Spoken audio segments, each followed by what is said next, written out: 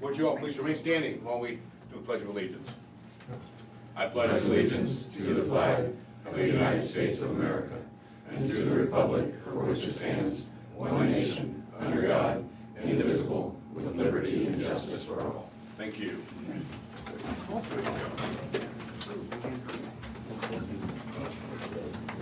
right. We'd like to welcome you all here to the Board of Supervisors meeting this October 3rd, 2023. Do we have any changes to the tentative agenda? I have none. Okay. All right. Next we have meet with department heads and elected officials. Rodney Bleasner, maintenance.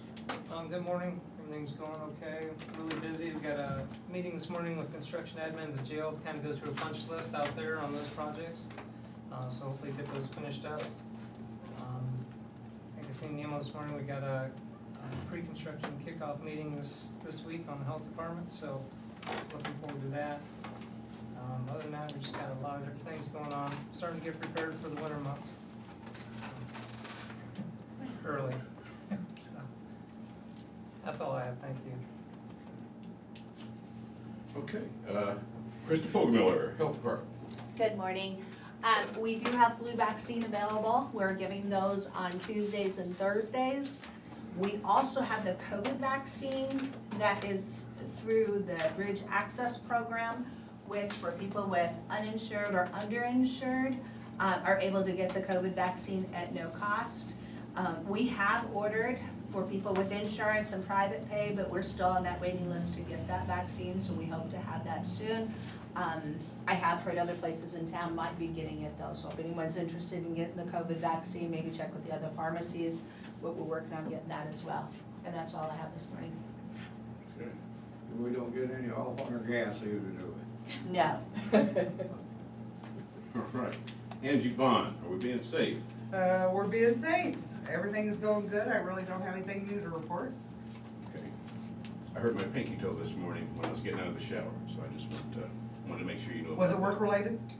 I think it was. I was thinking about work when I got out. I don't think it works that way. We have a lawyer in the house, it doesn't work, Trent. Anyways, Sorry, Shay. you're bringing me down already. Let's move on. Let's move on. I really get frustrated here. Natalie Stefner, recorder's office. Good morning. Everything's well in the recorder's office. Everything? Everything. All right. Well, how about Collinghurst, IT? Good morning. Keeping busy like always. I've got some projects that we're working on. I was going to steal a couple minutes here this morning to kind of reiterate. Apparently it's October already, or at least that's what I'm told. October, I know the board's aware, but October is Cybersecurity Awareness Month.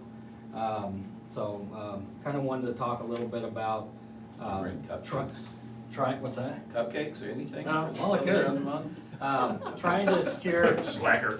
trying to secure your online accounts, try to have a stronger digital posture as much as possible. And for those that kind of wonder how you can do that, the biggest one would be try to give yourself stronger passwords. Consider using a password manager or some way to kind of manage those accounts. If at all possible, especially if it's anything financial in terms of banking and that, try to use multi-factor authentication. MFA eliminates about 99% of all account breaches, so it's a really great tool, and if you have a service that offers it, you really should use it. Try to get better about recognizing phishing and fake attempts to try to get your personal information. Try to avoid sharing any kind of sensitive information or credentials. Try to make sure you're regularly running software and security updates, whether that's on your phone, your computer at home. Try to make sure that that software is up to date, less likely to get breached and less likely to have security issues that way. Go through and try to review some of your account settings. Try to minimize it as much as possible. If you have an online bank, what all is that tied to? Try to minimize the amount of email accounts you have. I know a lot of folks, they have an email account, and after a while they forget the password and they just create another one, and so on and so forth. But all the information you had on the previous email account is still out there, it's still floating around, so try to find ways to close out those accounts. Try to regularly kind of audit and periodically review your account activity. Try to make sure there's nothing unusual, especially if you have an account that has logging for that. I keep going back to the bank and the financial, but that's probably the one that's kind of most important for most folks. Make sure that somebody's not getting into something they shouldn't. Make sure if you have kids, that you're securing their accounts as well, most children are pretty good about creating accounts, but not so much about making sure those accounts are secure, and they're just as important. And they do linger out there, so. Try to make sure you're backing up your data, whether that's on your phone, your tablet, your computer. Try to prepare for the worst. Trying to think if there's anything else I wanted to hit on, but I think that's pretty much the main point. So it's, like I said, Cybersecurity Awareness Month. Try to take a couple moments out of your day and review your stuff and try to make sure you're a little stronger in terms of your digital posture. Sometimes I'm probably overly cautious. Are you comfortable with those password manager type, whether they are on phones or computers or? Some are definitely better than others, but using a password manager is pretty much always better than obviously writing your passwords down or having to reuse passwords or passwords that aren't as secure, so I would say yes. Okay. Colin, will you be sending that out to the users? I could. Yeah, I could do that. Everybody delete it, but yeah, I can do that. I don't open anything for security purposes. That's all I got. This doesn't look safe. Thank you, Colin. Yep. No wonder Brian won't answer me back. Right. All righty then, I'll just call from here on out. So anyways, moving right along. Janelle Nellie Lundquist, from the Treasurer's Office. We're just keeping busy, finishing up with mail. I expect some more of that postmarked mail to come in tomorrow because this is no mail Tuesday. We typically just don't get mail on Tuesdays. So, yeah, we're working on tax payments and motor vehicles, busy as always. Batman James, land use. Yeah, things go pretty good. I guess steady, somewhat busy. It's been kind of an interesting year. Usually it's pretty busy, kind of late winter, spring, but it's been pretty steady all year. Brian's been keeping us busy. He may not open his emails, but he's been sending us quite a few. Couple subdivisions, floodplain stuff. So, yeah, just staying busy with some of those things. And then we'll just mention again, whenever you guys are ready on solar, let us know. Whenever. All right, just any time, boys. All righty then. Actually, I might send you an email over a couple of things, but I'm ready whenever you want to schedule that. What, were we gonna have one more work session? We can if you want, yeah. You We'll want do a to work maybe session one and more then. work session and answer any questions, and then we. Yeah, we can do that. Yeah. Because there isn't so much on that, then move into the public hearing. Yeah. Did you, So you want a work session for next week, Tommy? Next Like, week. whatever works I for. think that, I'll have to double Sarah check our and Gordon calendars, but yeah, and it should Zach and work. Jared. And that stuff on the wind conversion, you're okay with that, the thing you sent from Washington County? Yeah, that was, I didn't realize that, I heard him You must talking check about his it, email. and assumed it was something that was new. Apparently it wasn't. No, So next week? had it in place. I'm good with that. That works for me. I'll verify. You good, Jimmy? Sarah, just to make sure. Okay. Okay. Let me know for sure. Okay. Appreciate it, Zach. Trent Hinklevig, Attorney's Office. Okay, Lisa's in jury upstairs. Things have been going pretty steady. I'm finished that hospital trial last week, so we've got written closings to do over the next month, but other than that, that clears that up. And I know the whole, that thing I was planning on putting on the agenda for next week, as far as a closed session, because we have two of those going. One of them's sent a demand letter through council that I want the supervisors to look at. So if we wanna have a closed session on that, I think that's a good idea. That would work for me, how about you guys? I'm good. Fine. The board I owe you an apology for rushing you out here the other day. No, I mean, I tell you what, saw the pictures in the paper, you guys made it there, and everybody looked sharp. I thought I was gonna look at the picture and see a bunch of people hair and everything flying all over the way. We didn't get one head, somebody trying to shovel a load of dirt up here in front of said individual. That'd have been me.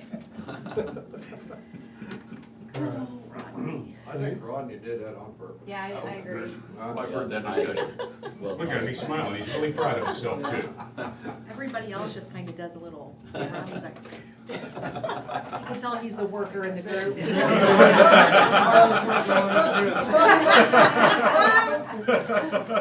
All the rest of them had soft hands, but anyway, All righty, let's move on before this turns ugly. Kevin Glendenning, County Sheriff. Good morning. We're busy like everybody else. Not a lot of news for the board. Our jail population's at 88. 19 of those are out of county. Again, I know I keep on harping on this, but there's 8 that we're holding now that are on the list for the residential facility. Those 8 collectively have like 160 to 170 days.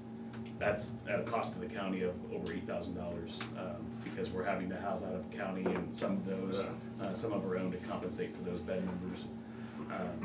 We just haven't been able to expedite that list or to get ours moving, so that's definitely adding to our population. On the bright side, we don't have anybody on the list until today. We added one that's waiting on prison, but the residential facility has been quite concerning. So we'll keep working on that.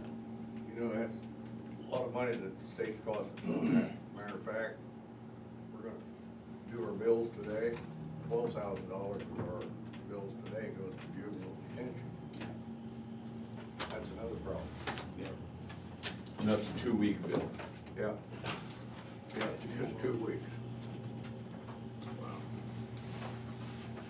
But Sheriff, we appreciate you, thanks for the numbers.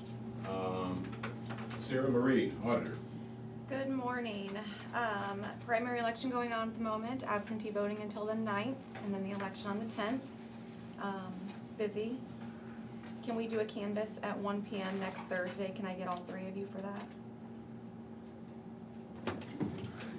It'll take you a minute. But other than that, poll worker training on Thursday, election equipment training on Friday. What'd you say, the 12th? Yes, What time?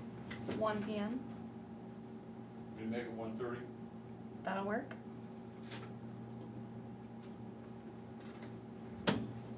You good with that? Yeah. Next Thursday, the Well, 12th. Jimmy's gonna be tight, because he's gotta be, 1:30 is gonna be all tight for me. Make it 1 o'clock. I'll see if I can get that changed. I'll say even 1:50, well, I don't know about your time. Next Thursday, right? Yeah. Yeah. You said 1 o'clock will work for you though, Thomas? I'll make it work. You know, I've changed so many passwords on there, I might not be able to get into me. Collins? We're gonna need backup. But we know that you're the man for the job. So, all right, and last but not least, Brian Carter, County Roads.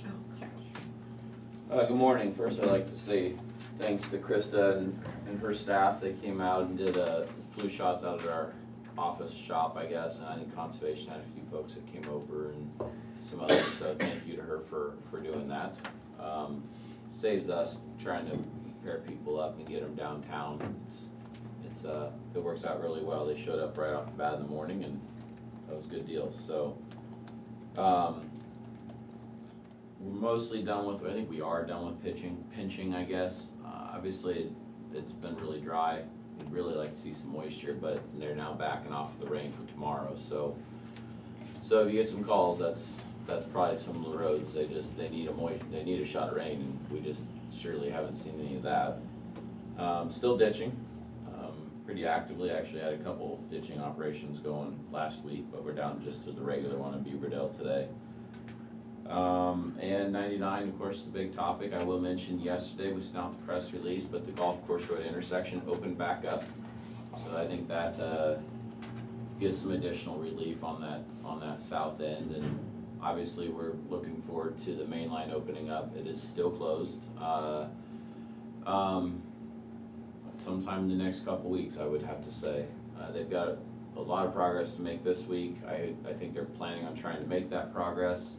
Last I heard, they were hoping to do some pavement markings maybe on Friday. Obviously, we've stipulated they have to have those done before they can open, just because of the new alignment, we're a little concerned, but especially at night, people driving through there, that they need the pavement markings to be as safe as possible through that new alignment, so.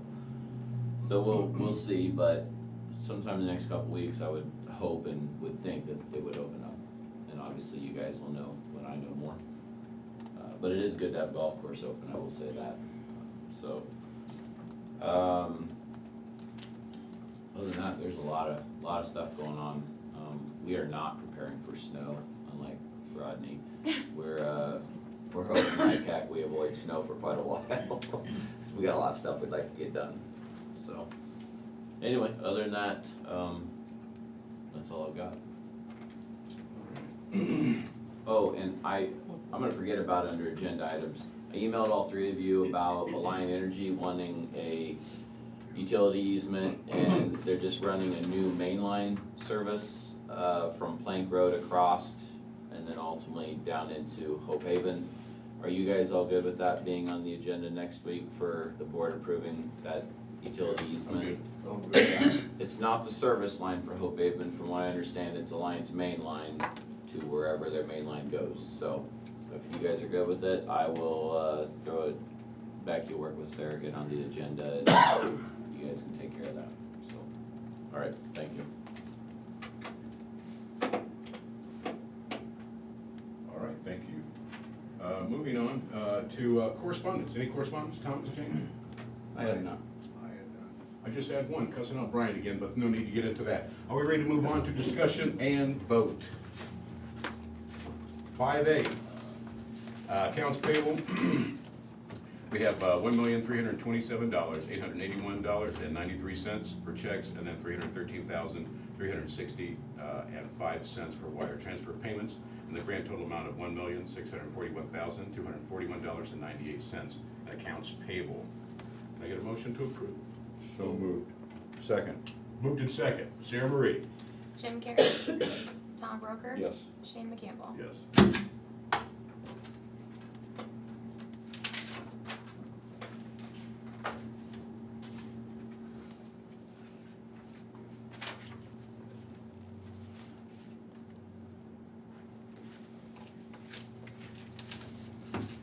Next we have 5B, which is payroll reimbursement claims in the amount of $579.18.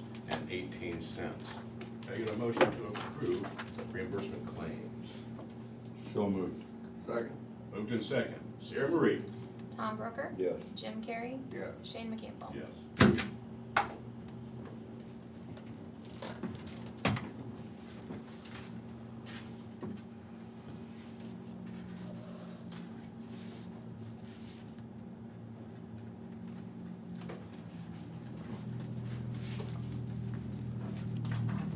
Next we have 5C, Domestic Violence Awareness Month proclamation. Proclamation for Domestic Violence Awareness Month, October 2023. Whereas domestic violence, dating violence, and stalking affects women, children, and men of all racial, cultural, and economic backgrounds, causing long-term physical, psychological, and emotional harm. And whereas 1 in 3 Americans have witnessed an incident of domestic violence. And whereas children who experience domestic violence are at higher risk for failure in school, mental illness, substance abuse, suicide, and may choose violence as a way to solve problems later in life. Whereas domestic violence in rural communities exists as a hidden, silent, and often unrecognized crime that is often underreported. Whereas through the inspiration, courage, and persistence of victims of domestic violence, their children, and advocates, our communities are learning to recognize the impact of violence in the home and within intimate relationships. And whereas the Domestic Violence Intervention Program has worked to end violence and intimate relationships for more than 40 years through the collaborative partnerships of advocates, volunteers, local municipalities, criminal justice, health and human services, faith communities, business leaders, and private citizens. And whereas our community's achievements should be commended, and we must continue our commitment to respect and support victims of domestic violence and to prevent future violence in our communities. Now therefore, be resolved that we, the Des Moines County Board of Supervisors, do hereby and proclaim the month of October 2023 to be Domestic Violence Awareness Month in Des Moines County, Iowa, and we urge all people to work together to eliminate domestic violence, dating violence, and stalking from our community, because it has no place here. Anyways, We have, hold on, we need to, got 3 of these. I've got Marquise here, let me get this paperwork taken care of, and then we want to present this with you. Can I get a motion to approve the proclamation? Approve the proclamation. Second. Moved in second, Sarah Marie. Tom Brooker, Yes. Jim Carrey, Yes. Shane McCampbell. Yes.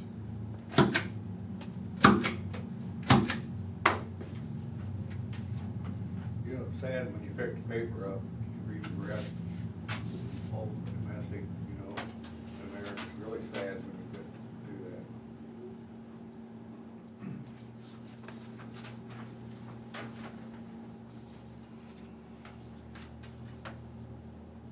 Yeah, I had a lady come to my church one time, and she was talking about a guy that she was dating and how much he loved her and how much she loved him. But every weekend, he was getting upside her head, and then he would apologize and say, I'm sorry that he loved her, and I had to get it through her mind that that's not love.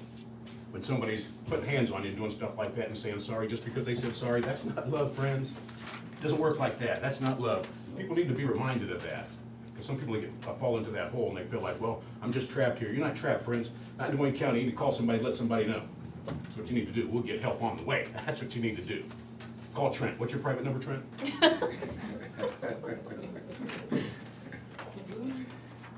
And one of these, I'm just gonna. One of these is for him, Right on. the other 2. And I would like to present one of these. We have Marquise Lewis, who is here to accept this Domestic Violence Awareness Month. And I'd like to present this to you and ask if you'd like to have a word. We'd like to hear from you this time. Thanks for your hard work, man. I appreciate you. Oh, yeah, it's Lexi. Thank you. I'll probably get a picture with somebody after this. You bet, you bet.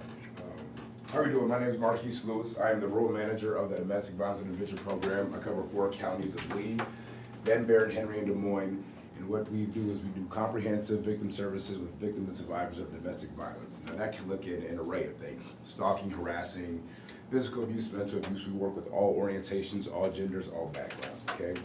Some of the stats that we have here in Des Moines County: individuals served is 359. Individuals served in Burlington, Iowa itself is 330. Services provided, 3,087. And hours of service provided will be 5,879 hours. So as you can tell, that we're really trying to put some extensive service within the rural areas. The one thing that we found here around our rural areas is there are not a lot of ways to kind of collaborate and connect and partnerships. So especially if you go down to like Henry County, you know, they don't have churches, they don't have a gas station in some of those small towns. So that's where our main focus is to really help get DVIP's word out. And by doing that is tell a friend to tell a friend to tell a friend, okay? You see something out there that you could share on social media, please go ahead and pass it on. You know, we have a lot of community providers that we're all connected with, and I'm pretty sure that maybe you sharing that DVIPs around could be somebody safe calling, that they get their help that they need. Some of the services that we provide mobile advocacy, that's transporting clients to and from safe places. We have one-on-one trauma-informed peer support, that's helping people kind of get more stability and overcome the DV situation that they've been through. We have relocation services. So we're partnered with pretty much everybody along the southeast Mississippi border, where we have connections with other providers in case we do not cover that service area. We have the Cooper House, which is based in Iowa City. That is if somebody is going through a DV situation, they have a pet or they have some kind of peer support animal, they're allowed to bring their pet to the actual shelter, and we have a safe room for them as they can continue to kind of get better and advance. I just want to appreciate you guys all for keeping October for Domestic Violence Awareness Month, and we do have a couple events coming up. We are partnered with District Attorney's Office coming up October 17th. We'll be at the Memorial Auditorium for the Clothesline Project. I think that'd be a huge turnout. I would love to see all the familiar faces to come out and support, you know, to be there. I'll be a guest speaker there as well, talking about it, along with a couple of my other fellow co-workers. October 4th is going to be Shop for Safety. So we're going to be at your local Hy-Vees, at your Fairway. What we do is we have a printed off list, and on that list we're just asking customers to maybe purchase an item or two. We'll have a cart there on the items that you purchase. You know, it'll go to a victim and survivors in need. So the amount that we raise per year that we do this, the amount of donations, we get up to 6 months worth of donations. So this is like such an awesome contribution of what we do what you guys do, I should say, to help, you know, our victims in need. Where does that go? So that's gonna be it'll be at both high Bs. They have the basket or something? Yeah, so our staff will be there. Okay. They'll have like a little sign that says, say, DBIP here. They'll have a list, they'll hand you that list as you come into the store. Hey, could you purchase one of these items that are on the list? Might be a household item, hygiene product, something like that. You know, we just ask if you can contribute, please do. And then on October 20th, it's Wear Purple in honors of our victims, survivors of domestic violence abuse. So once again, I just want to thank everybody for what you do, and you know, I'm pretty sure you guys have, you know, put our word out, and it means a lot to me personally, just because I know how much it goes on and it doesn't get reported as much as it should. You know, a lot of those things are kept at home. Social norm had kind of maybe made that, you know, if it's in the house, you don't really go get help. Or some people don't even know about DBIP still to this day, and that there is help for people in need of that kind of abuse nature. So help me and I help you, and just keep getting the word out about DBIP. Thank you. What is the date at Hy-Vee again? That's gonna be tomorrow. Tomorrow? Yeah, so Okay. from 4 to 7. Yep, you'll see us there. We'll be out there hanging out in the front of the store. They'll probably greet you with a couple pamphlets and things like that, and talk to you, and just, you know, ask for, you know, a little assistance on a donation. So Tomorrow'd be a good time for all of you people out there to go get your groceries so you can do this. there you go. Sounds good. Thank you all. Thank you, Mark. Yeah, thanks for Appreciate it. Appreciate that. Okay. Moving on to 5D, personnel actions. We have one. We have Courtney Cassidy. She was a correctional officer full-time at the Correction Center. She's turned in her resignation, effective date September 25th, 2023. Can I get a motion to approve? So moved. Second. Moved and second. Sarah Marie? Jim Carrey, Yes. Tom Broker. Yes. Shane McCampbell. Yes. We thank you for your service, Courtney. Wish her all the best in the future. She's gonna go be a dispatcher for Mary. Is that where she's going? Is that Pella? What's that? Is that Pella? Marion? Yes. Yeah.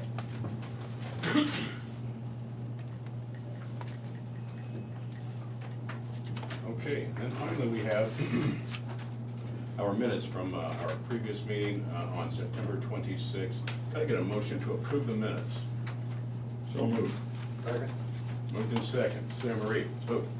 Tom Broker, Yes. Jim Carrey, Yes. Shane McCampbell. Yes.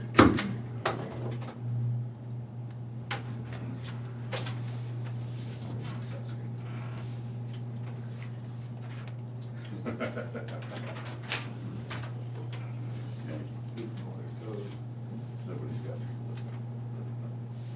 Gentlemen, do we have any other business? I have none. Future agenda items, I think we addressed that. Committee, You gotta get on the agenda too for next week. okay, committee reports. I had E911 meeting, and we're looking at new communications, the Essex, we've been looking at that, and we had like 4 different options that were presented to us. And I just want to thank the sheriff that, for not wasting my time and being prepared and having some different options and things to look at. Not saying that anybody else didn't have anything prepared, anything like that, it's just that, no, I appreciate that, and it was a good meeting. We're trying to get on the same page and still working on that, but it was, we're gaining. I think we're gaining on that, so anyways, that's all I had. James? I didn't have anything. Okay. I Thomas? attended a DESCOM meeting and we discussed the same communications issue. That's all I have. Okay. Well, this is the time now where we've come to the end, friends. We're going to give you time for public input. We'd love to hear from you. If you'd like to call in, you can call in right now at 319-753-8203, extension 4. Again, that number is 319-753-8203, extension 4. You can call right now, and we'd love to hear from you. Or you can always email us at board@dmcounty.com. That is board, board@DesMoinesCounty.com. You can email us. We'd love to hear from you, good or bad. Tom loves the bad stuff the most, so if you're really mad, send it to him. We're gonna give you 2 minutes now. Jimmy's gonna start the clock, And while we're waiting, is there anybody in the audience that has anything they need to say? Get off your chest, you big doggy. Ken walked in, we haven't heard from him. We haven't heard from Ken Heinman, Mental Health Agency of Southeast Iowa. We'll give you an opportunity to share Sorry, with us. if you sorry I would. was late. Better late than never, Ken. I did attend Behavioral Health Summit in Des Moines, Iowa on Friday, all about evidence-based practices. And, you know, with our new region that's now 13 counties, we're looking at all of our policies and trying to change, you know, all the policies. And one of the assignments I've been given is to look at evidence-based practices, and permanent supportive housing is one of them. Over in Ottumwa, they have a more robust program than what we have here on this side of the region, where they we offer some rent and utility assistance for people while they're waiting for Social Security income to come in, their SSI payments, or SSDI payments. And they do more than that. So I've been talking with that side of the region and trying to decide, well, what can we afford to do as a whole 13 county region? That was 4 counties of our region, but what can we all do? And so I attended this conference, and they're talking about trying to get more of this supported housing throughout the state of Iowa. And so we're gonna be talking about that as a region and trying to decide what can we do. But we keep hearing about, there's lots of homeless people, you know, that we're trying to serve. If you can link this up with like HUD housing vouchers and things like that, it might be sustainable. They haven't got that far over in Ottumwa, but we're gonna keep striving to find ways to serve our people better. So one of the things they have going on over there in Ottumwa that we don't is that they get money through judicial branch because they have mental health court, like, you know, like drug court down in Lee County. They have the mental health court over there in Wapello County. And then also their RCF has some mental health personnel. So if we ever get anybody going through the criminal system, instead of sending them to VRF, Burns Residential Facility, we try to send them to ORF because they have those additional resources there. So they're getting some funding from the judicial branch and some from the Department of Corrections as well. So they're pulling. And their permanent supportive housing program is mainly focused on helping people with mental health needs who haven't been able to maintain housing, you know, that are homeless or struggling with housing. Also helping people from the criminal justice system who are struggling with housing, and helping people with substance abuse problems that are struggling with housing. So those are the 3 groups they're mainly focused on with region funds. So yeah, they are doing more than what we're doing, and we just keep studying it and looking at the budgets and saying, what more can we do, and who can we partner with, and how can we make this work? I seen the paper the other day where the state of Iowa's got 1.89 billion surplus. Can they take some of that 1.89 billion and put it into mental health where it belongs? Put some of it in the school system where it belongs? Yeah, that's just my 2 cents worth. Excuse me, Nat? Just my one. Okay. Hey, I just want to, before our time is up, I just want to bring, last week I said something in the effect of, about energy assistance. I don't want to be misunderstood. I didn't mean that anybody can get energy assistance and just come on. I meant if you meet the qualifications. And I brought up, even if you're driving a nice car, you may have been rolling and doing good. That doesn't mean that everything is good for you now. So, again, don't let something like that, you know, they've got nice clothes and a nice car. Well, you know, you could have bought that when things are going well, and you take care of your stuff. You know, again, you know, don't let perception stop you from getting assistance if you need it. So I want to make sure that was clarified. It's not for everybody, it's for those that are in need, and there are still qualifications and guidelines that need to be met. But if you meet those qualifications and guidelines, yeah, don't let the fact that you've got a really good haircut or some nice shoes stop you from coming in and getting that done. So anyways, if there's anything else. Aye. With an eye, we're adjourned. Well, we have a work session with the county engineer for a project tour. We certainly appreciate your time. Thanks for joining us, all 13 of you. All right, we're growing. It was 8 last week. We're doing it. All right, thank you. This meeting's adjourned. And, yeah, let's get a picture of all of us up here. Yeah, I was in charge to take them.